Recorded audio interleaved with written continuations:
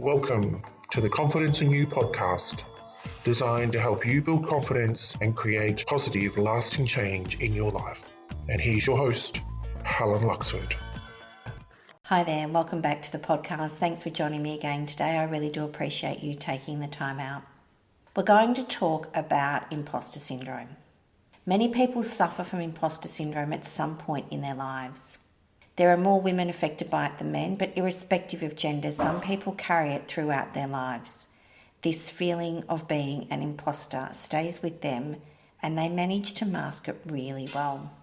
Others may not even ever see what they're experiencing on the inside.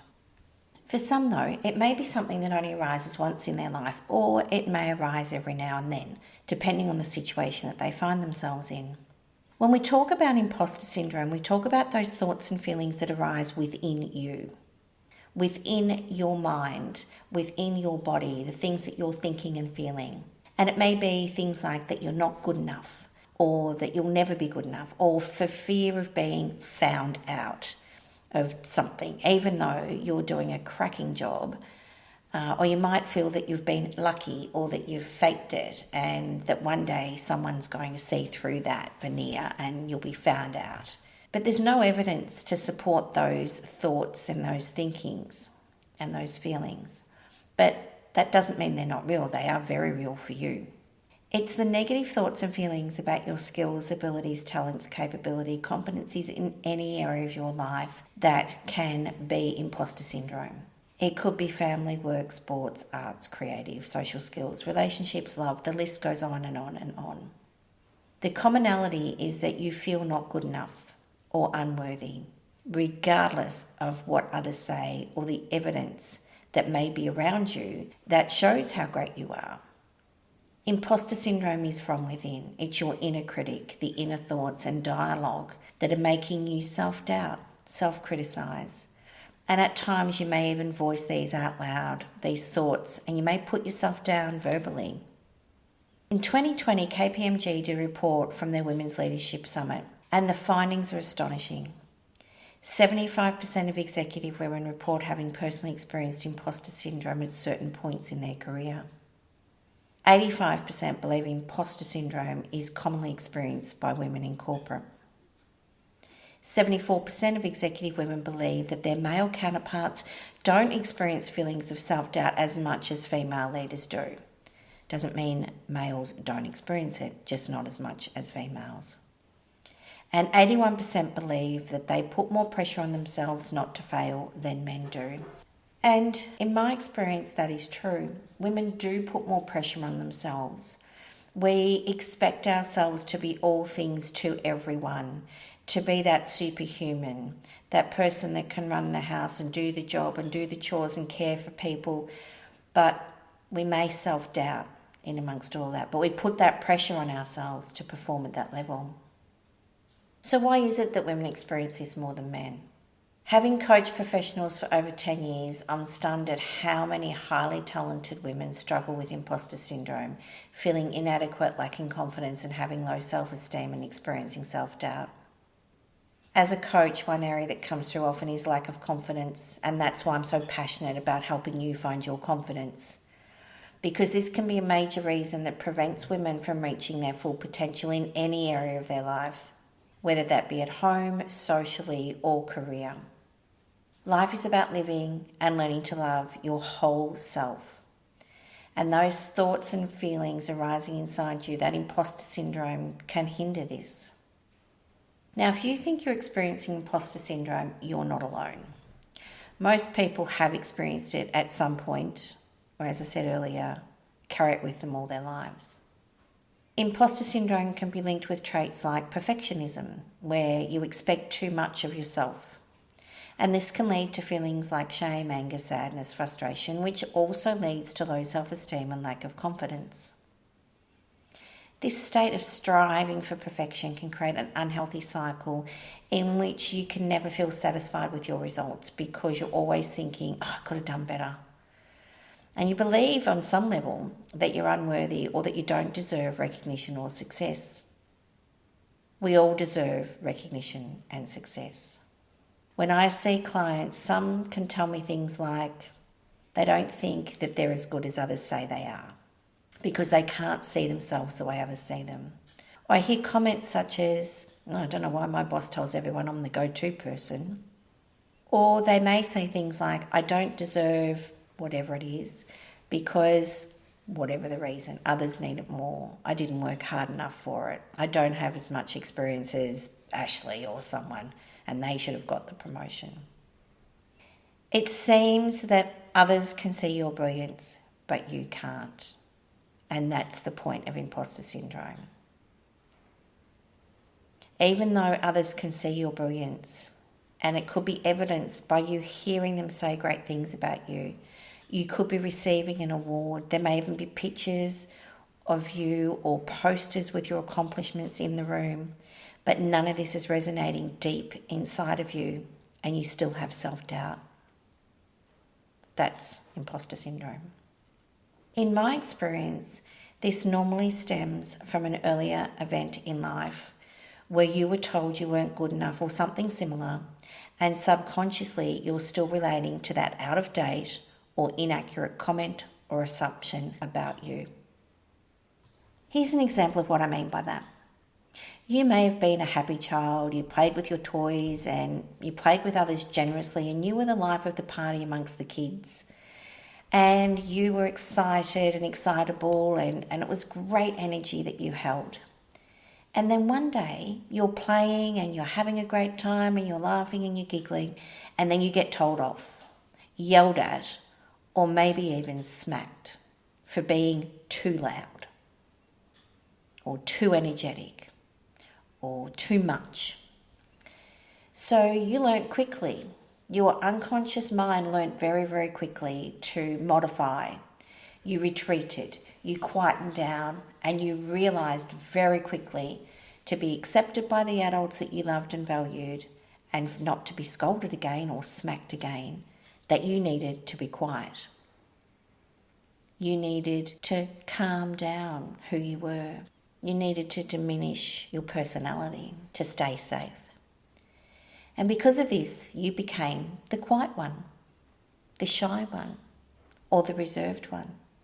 Now, this is just one example, and you may or may not consciously remember an event such as this, but if you're experiencing imposter syndrome, chances are something has happened in your past that your unconscious mind is referring back to and holding on to and trying to keep you safe, e.g. keeping you safe by modifying your natural style so you don't get yelled at or smacked by the adults.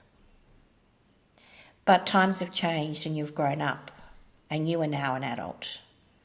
But that doesn't mean your unconscious mind associates with that. It is still trying to keep you safe from whatever that past event was. And that is why these thoughts might be arising for you. If you think you are experiencing imposter syndrome, ask yourself these questions.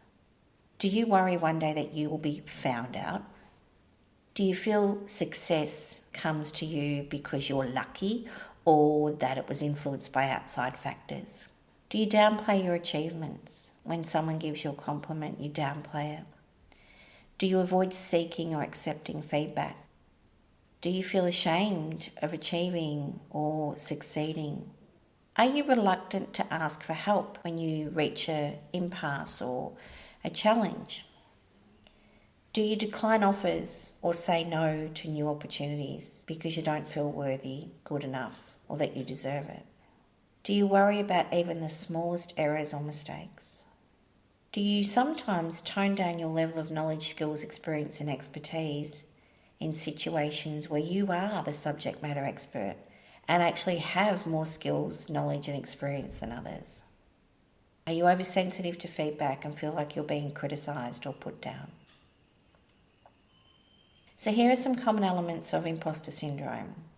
It's fearing that you won't live up to others' expectations and feeling that you might be found out sooner or later. It's an inability to understand and see yourself as others do.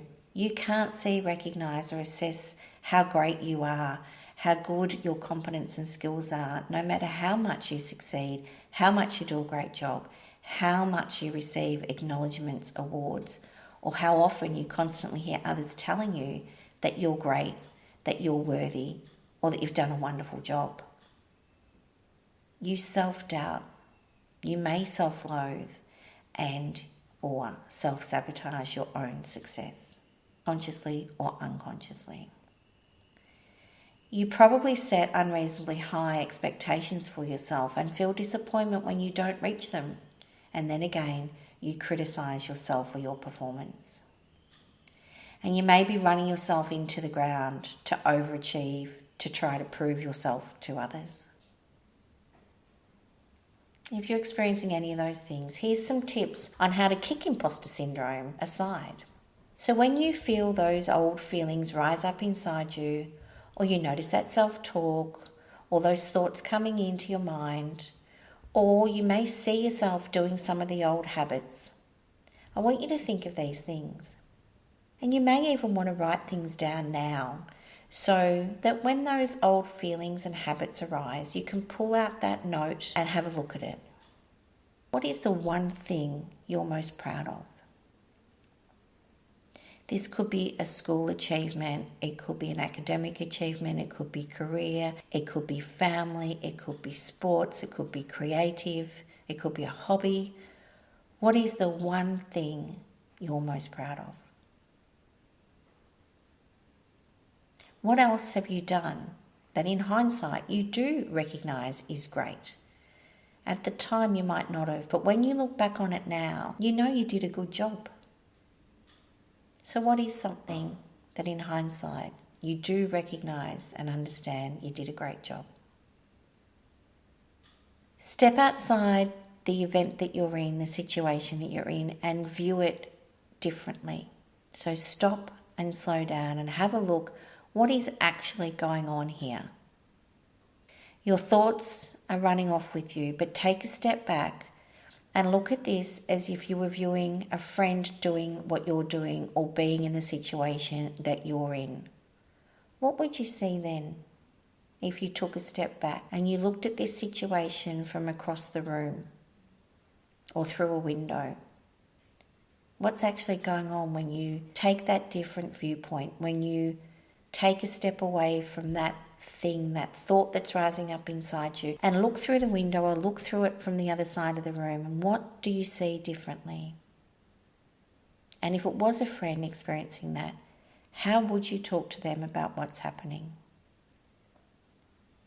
And see if your thoughts change about how you talk to yourself in that moment. Remember, you are amazing. You have great life experience, talents. Your thought processes and problem-solving approaches are unique to you, and you can bring a different and new perspective. And that's what people want. They want to hear your perspective. Give yourself a break. No one is perfect. Allow yourself to produce things that are great, not perfect. And understand it's okay to make mistakes. We learn from our experiences. That's what makes us human. We're never going to be great at everything, and that's okay. Be kind to yourself. There'll be things that you're naturally good at, and there'll be things that you find a little bit more challenging when you do them. Just acknowledge that. Let it go. Never going to be great at absolutely everything. And when you're in a situation, you know that you've got skills and experience, so back yourself. You've done great things in the past. You're producing whatever it is you're doing now, whether it be work, whether it be cooking, whether it be a hobby, whether it be sports, whatever it is. Believe in yourself now. If you look and listen at what's going on around you, just acknowledge that others see your greatness. And let yourself see it too. It's okay to give yourself a pat on the back. It's okay to say to yourself, yeah, I did do a good job there. So next time you're facing a challenge, you're wanting something new, going for a promotion or a new role, or just trying to learn something new, remember how great you are and that you can bring your life's experiences, your skills, your transferable skills to the new situation. And remember that your thought processes, your life experience is different, and you bring a different perspective that is valued and valid. And that you have what it takes to move you forward towards your goals. And the good news is, you can change your inner dialogue around your strengths, and you can learn to recognise, acknowledge and celebrate how great you are. Robert Kiyosaki said, "It's not what you say out of your mouth that determines your life. It's what you whisper to yourself that has the most power." And this is so true. Don't let comments from people in the past that may be stuck in your unconscious, subconscious brain determine where you go in the future. Let your light shine. Be your authentic self. Take one step each day to just allowing your light to shine through again. Tap into who you are on the inside. Trust and be kind to yourself. Be true to who you are, and others will see your light. And it is that light that will attract the right people to you, the people that will support you and lift you up. Being your authentic self is the most powerful thing of all. You may find it helpful to speak with someone if you identify with any of these examples of imposter syndrome, or if you think you may be experiencing a little bit of self-doubt, or you might be self-criticizing and you want to change that. You want to change it for the better. You want to be able to let go of those negative thoughts, of that self-doubt and that lack of confidence. Because having those negative thoughts, self-doubt and lack of confidence can affect many areas of your life. And being able to work through them, to acknowledge them for what they are, that they're not serving you, and let them go, and replacing them with understanding of self and understanding the things that you are great at will make a difference in your life. So if you find yourself focusing on what you're not capable of doing instead of what you are great at, or you find yourself self-doubting, or questioning your ability to make decisions, or if you're feeling that your inner critic is constantly on your shoulder or rearing its ugly head and chatting to you and giving you that self-doubt, you may benefit from working with an NLP coach. Or read some books about encouraging yourself to just push through those self-doubt. Try things new, little steps at a time. And notice that if you do it once and you feel different about it because you've actually trusted yourself, you've let that self-talk go and you've done it anyway and you feel good about it, and notice how fantastic that feels. Just do that a little thing each day. Do one thing tomorrow that yesterday you self-doubted about, a small thing, and take a chance. Take that step. Be kind to yourself and just notice how good you feel when you've pushed that self-doubt aside and you've pushed through and you've done something that makes you feel good. Thank you for taking the time to spend with me again today. I really do appreciate and value your time. Trust yourself, move forward with confidence, love and let your light shine. Thank you for liking, following and sharing this podcast with family and friends. Bye for now and see you next time. And thank you for listening to the Confidence in You podcast.